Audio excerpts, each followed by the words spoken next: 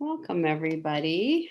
I'm Wendy. I think at least I know everybody who's here in the Zoom. And for those that are watching the stream and watching the recording, we welcome you to our community that meets every Wednesday. Um, People around the world and around the country, certainly. So it's very one of the gifts that comes from this time of sheltering in place and responding to the needs of people's health with the pandemic. And I want to acknowledge that I'm on ancestral Ramaytush Ohlone land in Redwood City, California. Sarah, who's one of our regulars in the Zoom live space, can't be with us today, and she asked me to bring her energy in. And we're also Toby, who is here with us today. This date has significant loss for her as an anniversary, and so we're keeping those and anybody who needs it in our hearts as we move through this time together. And let me remind everybody, in 2 weeks, there will not be a meditation. I'll be on silent meditation retreat off electronics. So no meditation on Wednesday because I'll be meditating someplace else. Not this coming Wednesday, but in 2 weeks on the 17th. And I'll send out a reminder before I go into silence and off electronics. So today, there's a few themes. One major theme that jumped out at me, which informed what meditation to bring, and a little bit of a minor theme, which harkens back to last week.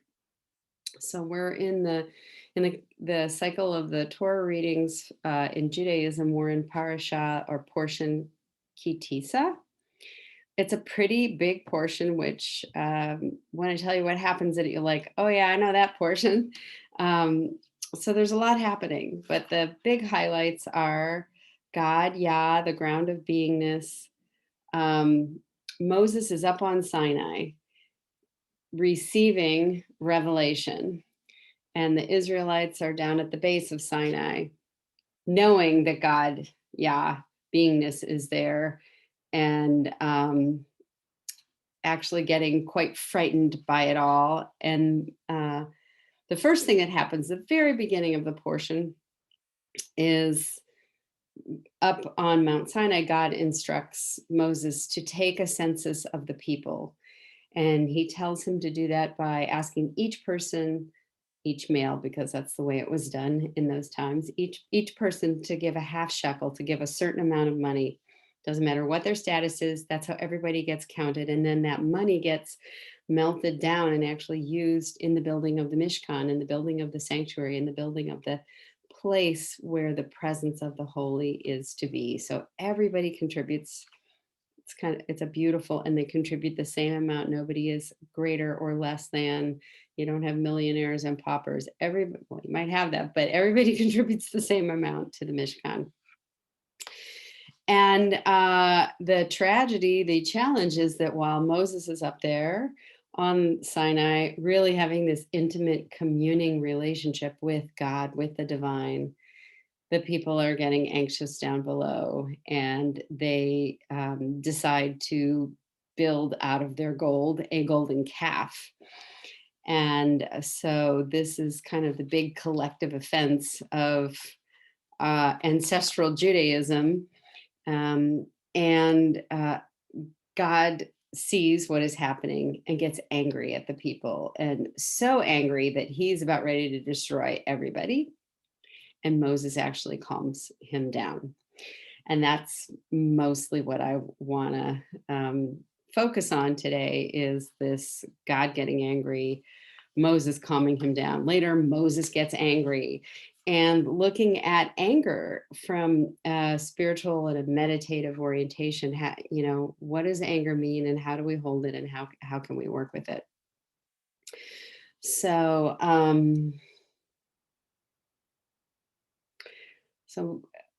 first God gets angry, and Moses pretty much says, calm down, let me go down. Don't destroy everybody. But then Moses comes down, and Moses gets so angry at them that he takes these hand inscribed rules of being, the 10 utterances, the 10 commandments, and he smashes them in front of the people. And he does a whole bunch of stuff, which I'm not going to get into. And people end up dying. And it's not like, oh, I forgive you. It's Moses has some pretty good anger in him as well.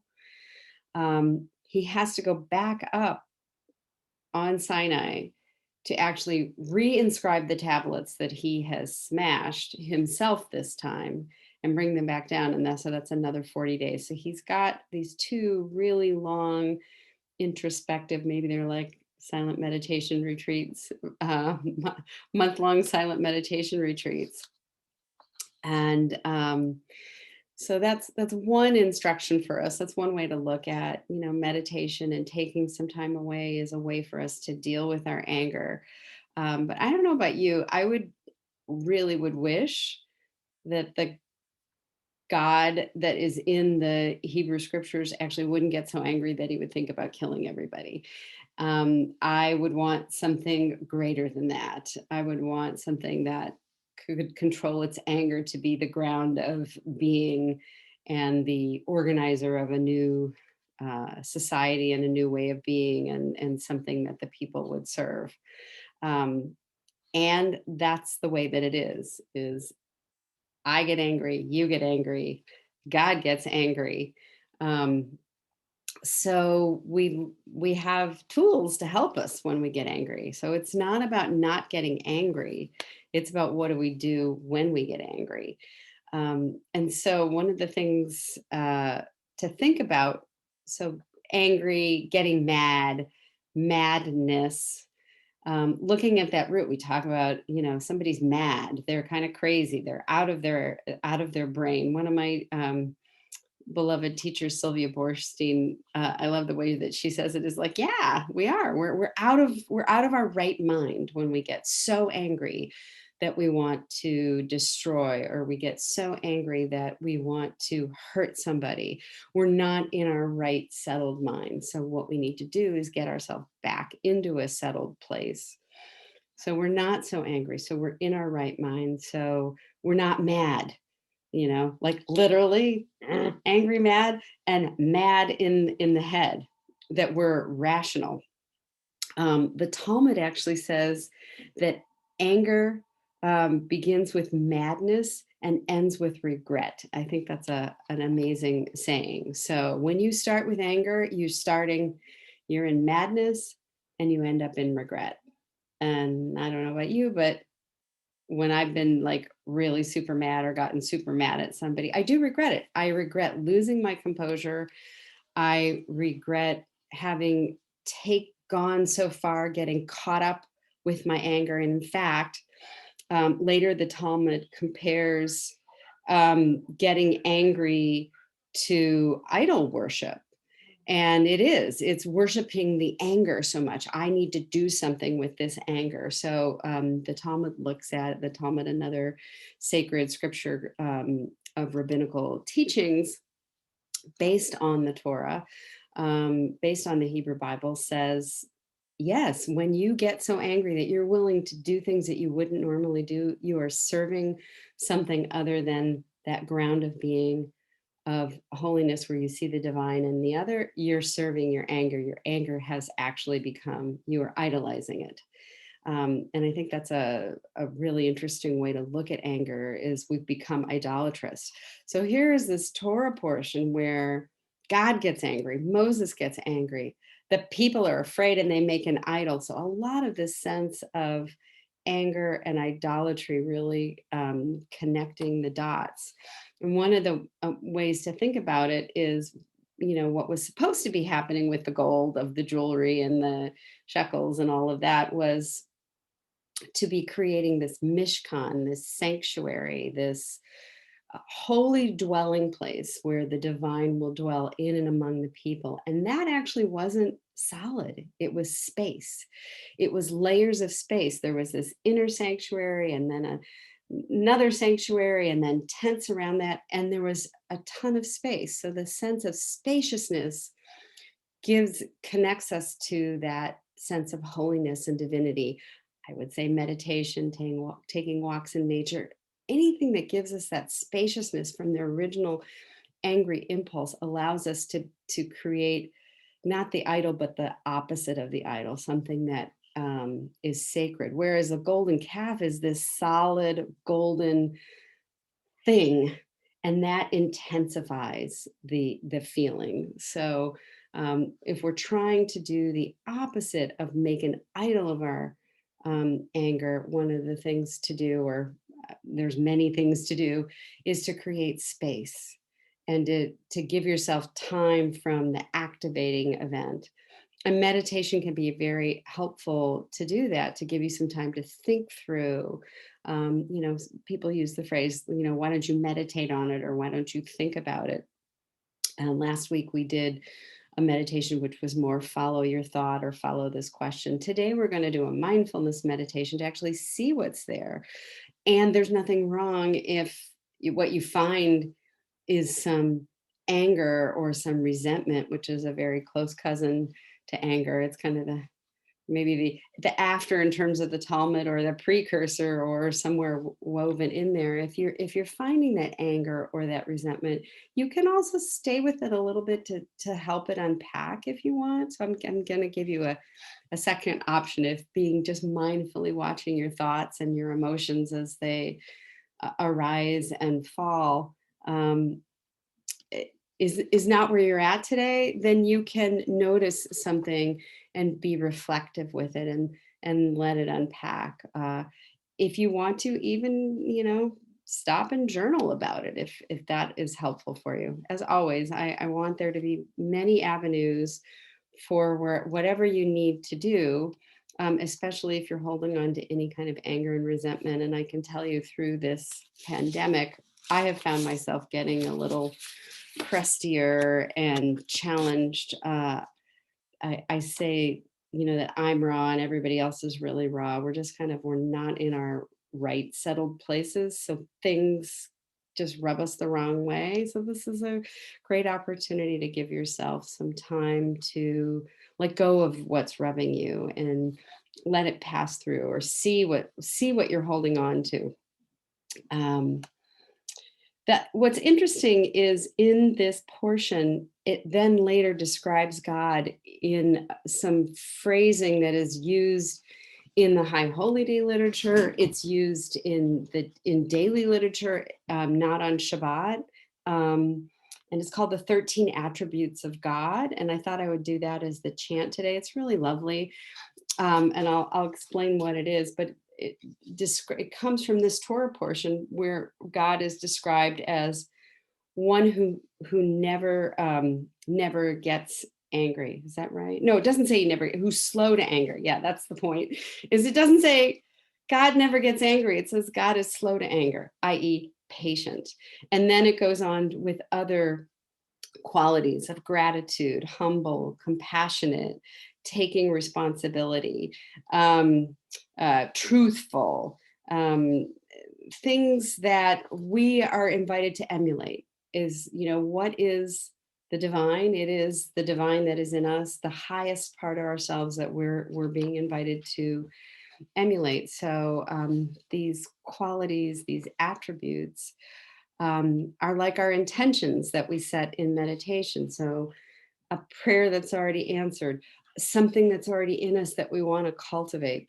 These are what the 13 attributes are. This is how we intend ourselves to be, and not that we're going to be perfect at it, but we have a model that's set up, that we are made in that model. We are made B'Tselem Elohim, in the image of the divine, to have these different attributes. So that's what I wanted to say. It's mostly about anger, but also the noticing of how we came together to build this temple of the soul and of the spirit and of the divine. And so as we move into the meditation and the chant, I'm just going to tell you what the words are, because there are first of all, it's all Hebrew, and there's a fair number of them. So the words that I'll be chanting are Adonai, Adonai, El Rachum v'Chanun, Erech Apayim v'Rav Chesed be'emet. Keeps going. Hold on. Notzer Chesed la'alafim, Nose Avon v'Fesha v'Chata'a v'Nakeh. And what does all that mean? So Adonai, Adonai. In fact, it's called the 13 attributes, and each one of those are part of the 13. So God, divineness, ground of being. And then here we start the descriptors, which comes from this week's Torah portion. One of compassion.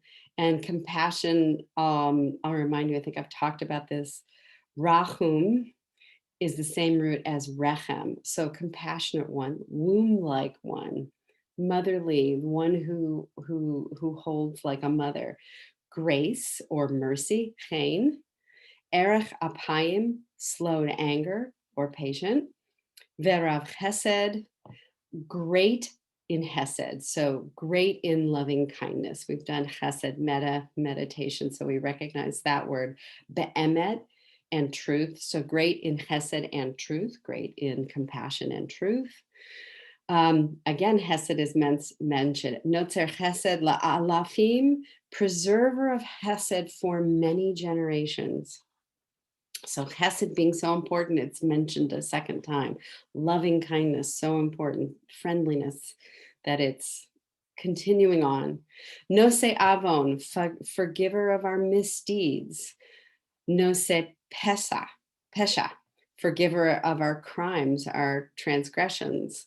It's hard to do this, I've got it in my head. Vafesha v'chata'a v'nakef. So v'chata'a is goes back to Nosa, forgiver of, and you may recognize this if you're familiar with the Yom Kippur liturgy. Hate or is transgression. It gets translated as sin, but in Hebrew it means missing the mark. So forgiver of when we miss the mark, when we're not our best self. And then the last one is vinakeh, the one who cleanses, the one who lets us go of all the resentment, lets go of all the shame, who invites us to come back to the purity of who we are and our intention to be as good as we can be in the moment. So that's what this chant is about. I invite you to just relax in, lots of words. So one of the nice things about Hebrew, I find, is when I don't know the Hebrew, which I don't know a lot of Hebrew, then I'm not stuck on the words. So just let the idea of this great compassion, loving kindness, truthfulness, forgiver of our transgressions that is in each one of us, that we're inviting that to come forward, or however it speaks to you. And then I'll go from the chant into a mindfulness meditation, which will take us all the way, for about 20 minutes or so in mindfulness meditation, and then I'll bring us out with the bell. But I will guide us in the beginning of the meditation to settle in. Just a second, take a little bit of water. Okay. Adonai, Adonai, El Rachum v'Chanun, Erech Apayim v'Rav Chesed be'emet, Notzer Chesed la'alafim, Nose Avon v'Fesha v'Chata'a v'Nakeh. Adonai, Adonai, El Rachum v'Chanun, Erech Apayim v'Rav Chesed be'emet, Notzer Chesed la'alafim, Nose Avon v'Fesha v'Chata'a v'Nakeh. Adonai, Adonai, El Rachum V'Chanun,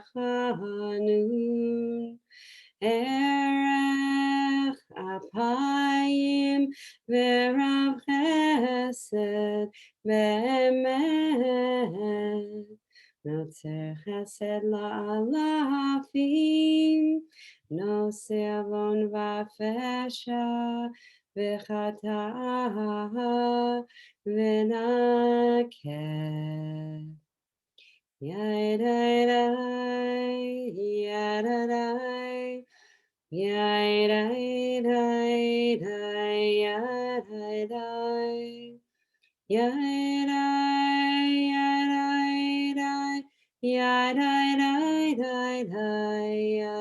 yadai, yadai, yay, day, day, day, day, day, day, day, day. Yay, day, day, day, day, day. Yay, day, day, day, day, day. Yay, day, day.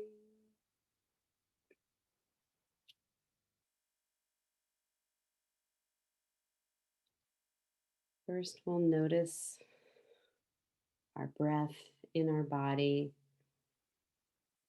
breathing in and breathing out.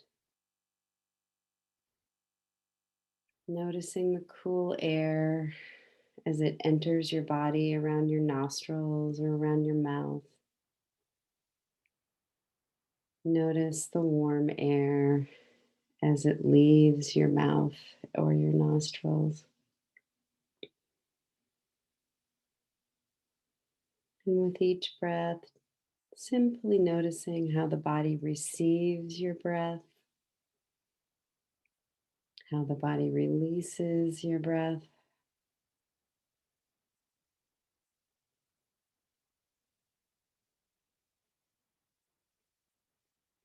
And noticing the body, noticing your sits bones in the chair, rooting them down a little bit more. Noticing your low back, your shoulders, maybe they need to come away from your ears. Noticing anything that needs to shift in your body so that your breath can flow easily and freely. Maybe it's moving forward and back or side to side or anything that just feels natural to you. Allowing your body to feel the lightness and be the lightness that each breath brings.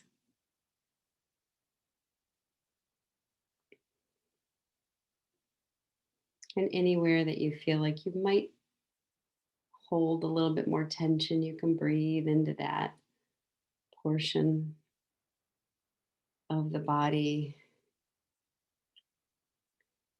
Noticing the back being nice and strong and the front of the body being nice and supple, being able to move in and out with the breath as the strong back holds us. Soft front, strong back. We embody that in our meditation and in our lives.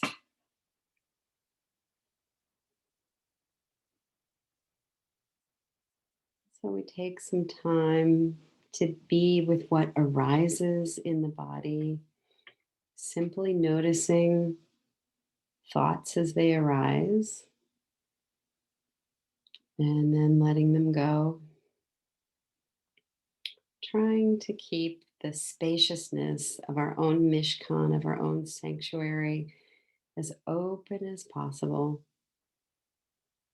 Not pushing away or wishing anything to be other than what it is, simply noticing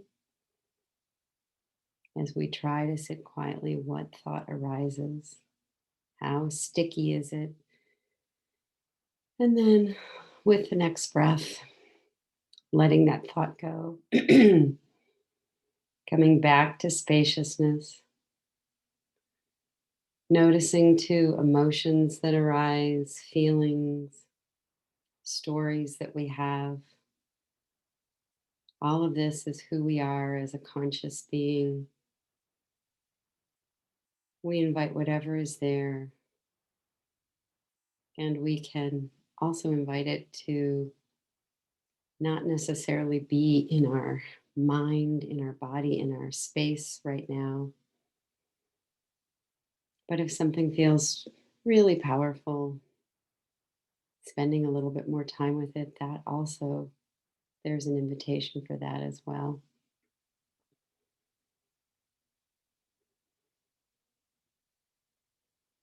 And so each of us has our own journey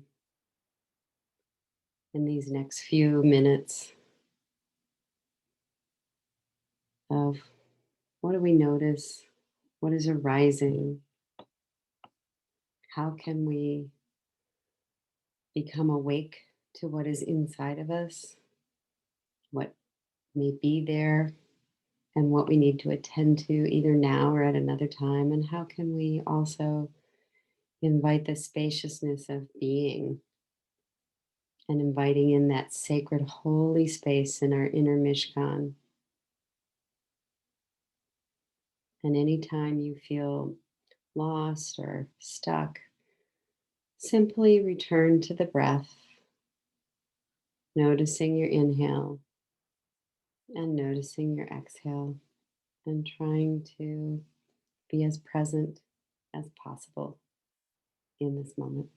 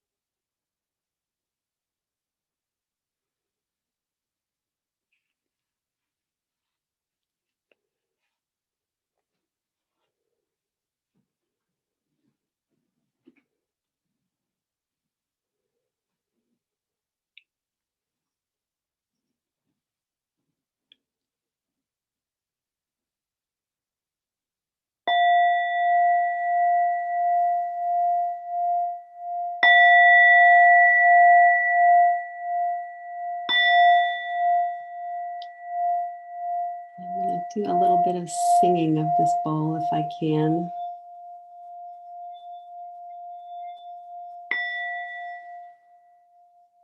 Oh, I lost it there.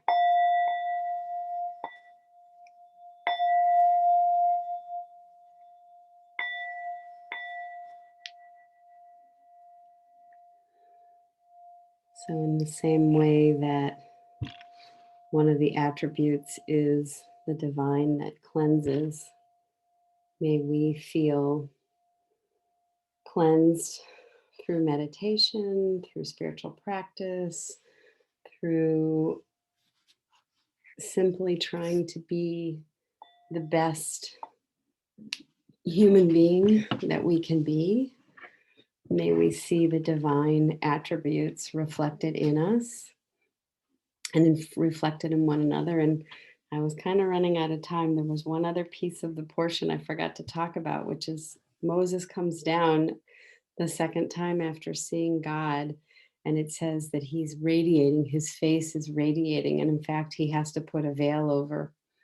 That being that close to the healing and presence of the divine affected him so that you could see his inner light shining out through his skin. And so may we all be able to radiate love and kindness towards one another, love and kindness towards ourselves. And as we finish and say goodbye to the people who are watching the recording and watching the live stream, may you know that you are created in the image of the divine and that everyone you see is also made in that same image. And we'd say, B'Tselem Yah, you were made in the image of Yah.